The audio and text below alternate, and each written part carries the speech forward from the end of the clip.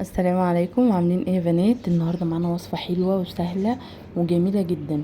هنعمل مسقعه، بس الاهم من ده كله ان احنا هنعملها في طاسه واحده. معايا معلقتين من الزيت، ومعايا بطاطسايه مقطعاها مكعبات صغيره وغسلاها ورش عليها ملح، والتركه دي بتفرق قوي في طعم البطاطس. وبعد كده هقليها بقى في معلقتين الزيت دول. انا حمرتها اهوت على الجنبين، واول لما بتتحمر وبتستوي بشيلها، وبنزل بمكعبات البتنجان.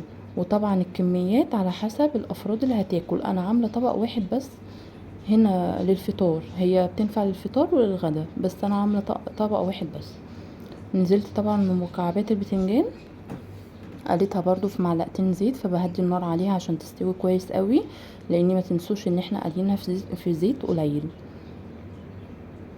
واول بقى لما بتتحمر بشيلها هي كمان. والوصفه دي منجزه قوي وسهله وجميله، طعمها حلو قوي. بس اول لما استوت بقى انا شلتها خلاص.